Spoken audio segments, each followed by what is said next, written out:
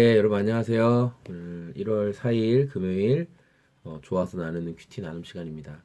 오늘 말씀이 시편 119편 49절에서 64절까지 말씀인데 오늘 이제 말씀은 하나님의 약속이 있기 때문에 소망을 잃어버리지 않는 사람의 모습에 대해서 성경이 이제 말씀해주고 있는 것을 묵상하게 되었습니다.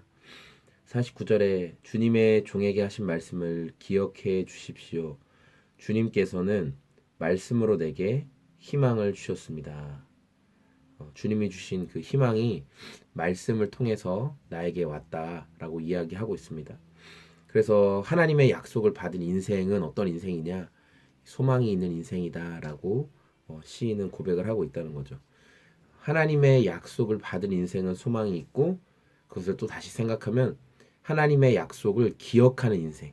하나님이 나에게 말씀하신 것이 있어. 하나님이 내 인생에 약속하신 것이 있어. 하나님의 약속을 받은 인생은 그렇게 소망이 있는 인생이라고 성경은 말해주고 있습니다. 그러면서 그 아래 악인들이 말씀을 지키지 않는 모습을 보면 분노가 일어나고 하나님의 말씀을 소중히 여기지 않는 모습을 보면 안타까운 마음이 일어나는 시인의 마음을 보게 되면서 하나님의 말씀을 얼마나 소중하게 여기고 생각하는가에 대한 묵상 한 가지. 그리고 주님, 내가 밤에도 주의 이름을 기억하고 주님의 법을 지킵니다.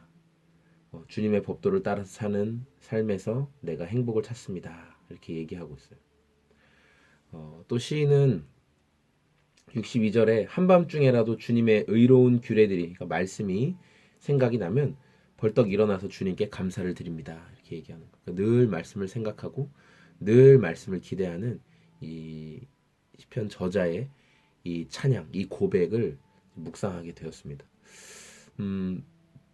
우리가 어제 묵상한 것처럼 소망이 잘 생기지 않을 때가 있습니다. 다 알지만, 그리고 그렇게 살고 있다고까지 말할 수 있지만 우리 인생에 이렇게 소망이 잘 생기지 않을 때가 있어요. 그러니까 소망이 사라진 것 같을 때, 하나님의 인도하심이 희미해지게 느껴지고 또 하나님의 위로의 말씀, 또 붙잡아 주시는 그런 것들이 잘 깨달아지지 않고, 그러니까 흔히 말하는 은혜 없는 상태가 우리가 되었을 때, 그런 고민의 때, 그런 아픔의 때가 되었을 때 어떤 인생을 그러면 말씀을 묵상하는 자들, 하나님의 말씀을 받은 자들이 살아야 하느냐를 성경이 말해주고 있는 거예요.